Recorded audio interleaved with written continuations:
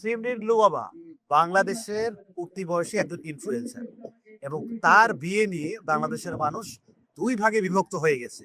এক ধরনের মানুষ তারা বলতেছে ইসলামে যেটা জায়েজ ওইটাকে সমর্থন করতেই হবে, কোনো আইন তারা মানবে না। আর একদল মানুষ তারা বলতেছে যেটা বাল্য বিবাহ এটা ঠিক হয় নাই, এইভাবে হচ্ছে যে মানুষকে ইনফ্লুয়েন্স করলে আবারও বাল্য বিবাহ ফিরে আসবে বাংলাদেশে।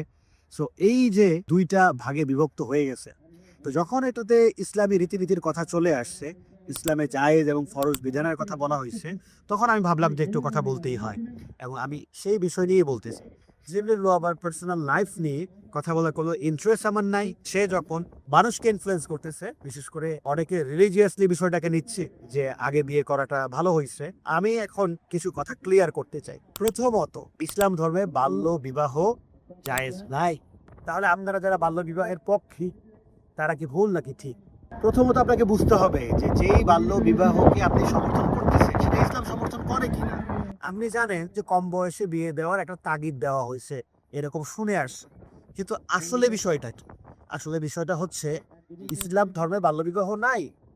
ইসলাম ধর্ম মতে আপনাকে বালেগ হইতে হবে, ছেলেকেও বালেগ হইতে হবে, মেয়েকেও বালেগ হইতে হবে। এটা আরবি শব্দ, এইটার ইংরেজি যদি জানতে চান ম্যাচিওর হইতে হবে। সো ইসলাম ধর্মে ম্যাচিওর ছেলে এবং মেয়ে হওয়ার জন্য কি লাগে? অবশ্যই কিছু ক্রাইটেরিয়া ফলো করতে হয়। যেমন ছেলেদের ক্ষেত্রে দাড়ি গোঁফ গজানো, স্বপ্নদোষ হওয়া ইত্যাদি। মেয়েদের ক্ষেত্রে আপনার পিরিয়ড বা মাসিক শুরু হওয়া, অথবা আপনার স্বপ্নদোষ হওয়া, কিংবা শরীরের কাঠামোতে প্রাপ্তবয়স্ক নারীর মতো পরিবর্তন আসা, এর কোনোটি আসলেই কিন্তু তিনি প্রাপ্তবয়স্ক হিসেবে বিবেচিত হবেন। শারীরিকভাবে, মানসিকভাবে অবশ্যই তাকে ম্যাচিওর হইতে হবে। সো ইসলাম ধর্মের স্ট্যান্ডার্ড অনুযায়ী ম্যাচিওর হইতে হবে। ওটা কিন্তু বাল্য বিবাহ না, বা ওই যে শিশু বিবাহের যে ব্যাপারটা, ওইটা কিন্তু ইসলাম কখনো এনকারেজ করে নাই। ইসলাম ধর্ম মতেই তাকে বালেগ হইতে হবে। ছেলেদের বিষয় যখন আসবে, তখন ছেলেদের শুধু শারীরিক মানসিকভাবে ম্যাচিওর হইলেই হবে না, পাশাপাশি আর্থিকভাবেও তা স্বাবলম্বী হইতে হবে, এরকম এনকারেজ করা হয়েছে হাদিসে। তো এই যে বর্তমানে সোশ্যাল মিডিয়াতে অনেকে বলতেছে ইসলাম ধর্ম যেটাকে সমর্থন করে বা ইসলাম ধর্ম যেটাকে পালন করতে বলছে, সেটা যদি বাল্য বিবাহ হয়, সেটা যদি শিশু বিবাহ হয়, পৃথিবীর সব আইন যদি এটার এগেনস্টেও যায়, তবুও এটা করতে আমার কোনো সমস্যা নাই, অনেকেই বলতেছে। এবং দেখেন ভাই, আমিও একজন মুসলমান, আমিও এটাই বলি যে ইসলাম ধর্ম যেটাকে রাইট বলছে ওইটা রাইট, কিন্তু আমাকে জানতে হবে যে ইসলাম ধর্ম কি বলছে। ইসলাম ধর্ম বলে না শিশুদেরকে বিয়ে করতে। যারা ফ্যামিলিস্ট মুভমেন্টের অথবা হচ্ছে যে ইসলাম ধর্ম যারা ফলো করে না, বন্ধুর রিলিজিয়নের যারা, তারাও অনেকে বিষয়টা খুব খারাপভাবে নিচ্ছে। কিন্তু দেখেন ইসলাম ধর্মে বালেগ হওয়ার বা ম্যাচিউর হওয়ার নির্দিষ্ট একটা ক্রাইটেরিয়া আছে, ওটা আপনাকে পূরণ করতেই হবে। তো লক্ষণ পাওয়া গেলেই তিনি প্রাপ্তবয়স্ক হবেন। বয়স 12 কি 11 সেটা বিবেচ্য নয়।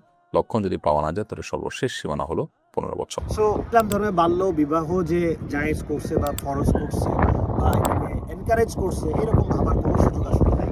ইসলাম ধর্মেই সরাসরি হচ্ছে যে একটা স্ট্যান্ডার্ড দেওয়া আছে যে এই স্ট্যান্ডার্ড অনুযায়ী ম্যাচিওর হইতে হবে। তার মানে আপনি চাইলেই বাল্য বিবাহকে সাপোর্ট করতে পারেন না। আপনি যদি ইসলামকে ফলো করেন, ইসলামী রুলস অনুযায়ী ফলো করতে হবে। আপনি জিহাদ করতে চান, আপনি জিহাদ করেন, কিন্তু সেটা ইসলামের রুলস অনুযায়ী জিহাদ করতে হবে। আপনি জিহাদ করবেন, কিন্তু কার বিরুদ্ধে জিহাদ করবেন? ইসলাম ধর্মে কার বিরুদ্ধে জিহাদ করতে বলা হয়েছে সেটা তো বুঝতে হবে।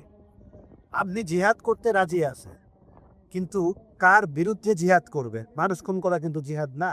ঠিক তেমনি ভাবে বাল্য বিবাহ যদি ইসলাম সমর্থন করে, আপনিও সমর্থন করেন, আমিও সমর্থন করি, এই তো আমাদের কথা।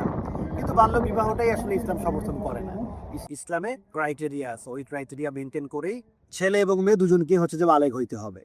এবং আশা করি একটা ধারণা আপনাদেরকে দিতে পারছি যে ইসলামের একটা স্ট্যান্ডার্ড আছে, ওই স্ট্যান্ডার্ডের উপরে কোনো স্ট্যান্ডার্ড হয় না, কিন্তু ওই স্ট্যান্ডার্ডটা আপনাকে জানতে হবে যে সঠিক স্ট্যান্ডার্ডটা কি ইসলাম ধর্মে।